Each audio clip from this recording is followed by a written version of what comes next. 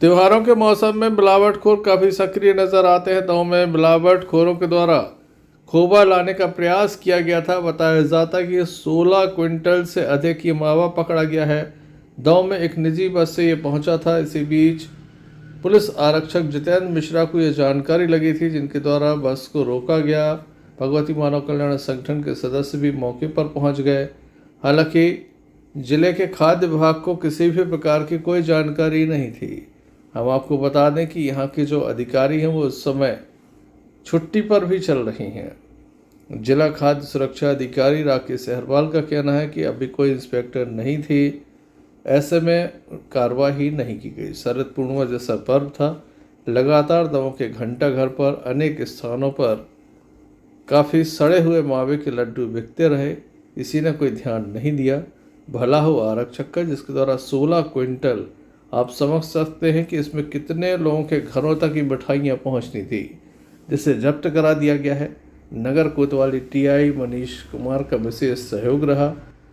दमोह की मनसुख फैक्ट्री में से सुरक्षित रखवाया गया। 7 दिनों तक नोटिस देने का साथ ही ये जानने का प्रयास किया जाएगा कि ये किसका है। अगर कोई आता है तो ठीक है, नहीं तो इसके बाद इसे नष्ट किया जाएगा। आज कोतवाली पुलिस पदस्थ आरक्षक जितेंद्र मिश्रा द्वारा सूचना दी गई थी कि एक बस से टीगोमठ जा रही जो उससे संदिग्ध मावा आ रहा है दमोह में। उसकी उनकी सूचना के आधार पर जितेंद्र मिश्रा जी के साथ हम लोग गए बस स्टैंड। बीच रास्ते में उन्होंने बस को पकड़ा, तो बस में उसकी छत पर जाके देखा तो वहाँ पर कम से कम 25-30 बोरियाँ वो बिक्की में कुल मिला के 30 बोरी, जिसका वजन लगभग 16 क्विंटल से ऊपर है और बाजार मूल्य जिसका 4 लाख से ऊपर है।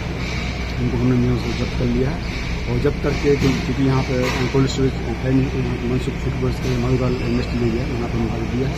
इनको बस मालिक को, कंडक्टर, सबको गवाह बनाते हुए उनको नोटिस जारी किया जाएगा कि आपने कहाँ से माल लिया है। बिल अगर प्रस्तुत करते हैं तो उसके अनुसार आगे भी हमने सैंपलिंग की कार्रवाई की जाएगी। आज शरद पूर्णिमा है, इसके अलावा भी कितनी जगह सैंपलिंग वगैरह हुई? अभी तो मैडम है नहीं, छुट्टी कहाँ से ली। इस कार्रवाई को लेकर हमने दमोह कलेक्टर सुधीर कुमार कोचर से चर्चा की, तो उनके द्वारा भी जानकारी दी गई। हालांकि उन्हें अधिकारियों के द्वारा ये नहीं बताया गया कि सैंपलिंग की कार्रवाई आज का समय आ रहा है नज़दीक, और ऐसे समय में इस तरह की गतिविधियां होती हैं। बस, ट्रक आदि माध्यमों से कई बार इस तरह का परिवहन होता है। तो पुलिस और हमारे खाद्य सुरक्षा विभाग की संयुक्त कार्रवाई के द्वारा इसको जो है हमारी टीम ने जब्त किया है। और मैंने ये निर्देश दिए हुए हैं हमारी टीम को कि आप जो है लगातार कार्रवाई करते रहें, और कार्रवाई बहुत प्रभावी कार्रवाई होना चाहिए। और ये कार्रवाइयाँ केवल जो है सैंपल लेने तक सीमित नहीं होनी चाहिए। आप इंटेलिजेंस का यूज़ करें।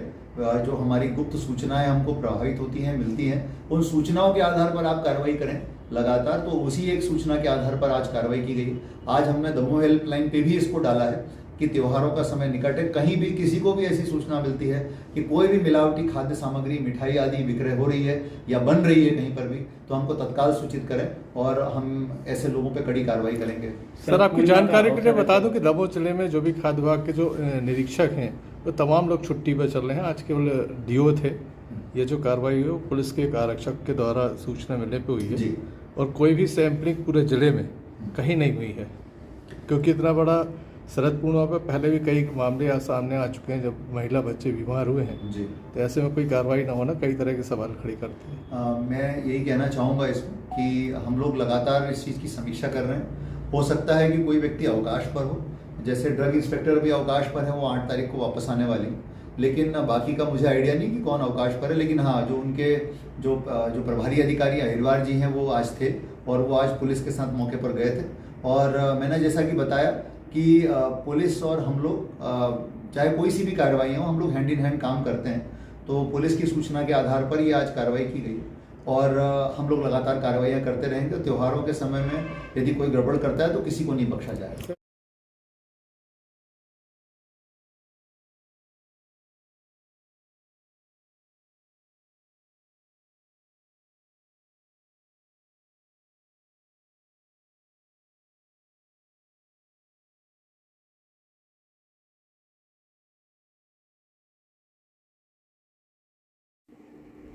कृषि विभाग दमोह के द्वारा भावांतर योजना को अधिक से अधिक प्रोत्साहित करने के लिए आज एक बड़ी रैली निकाली गई। ट्रैक्टर ये वाहन रैली थी। हम आपको बता दें कि इसमें सैकड़ों की संख्या में लोग शामिल हुए। शहर के मुख्य मार्गों से यह रैली निकाली गई। दमोह कलेक्टर काफ़ी प्रसन्न है। लगभग 1700 से अधिक रजिस्ट्रेशन लोगों के हो चुके हैं। किसानों से उनके द्वारा अपील की जा रही है कि भावांतर योजना में भाग लेने के लिए लगातार अपना पंजीयन कराएं और अधिक से अधिक किसान इस योजना का लाभ लें, ताकि सरकार की ये महत्वपूर्ण और महत्वाकांक्षी योजना है, इसका लाभ अधिक से अधिक किसानों को मिल सके। भावांतर एक ऐसी योजना है जिसमें किसानों के खाते में सीधी राशि उपलब्ध हो जाती है। काफ़ी बड़ी बात है, जहां पर सरकार इस योजना को लेकर आई है और सीधे किसानों को लाभ देने वाली है। इस संबंध में दमोह कलेक्टर ने क्या कहा, ये भी हम आपको सुनाते हैं।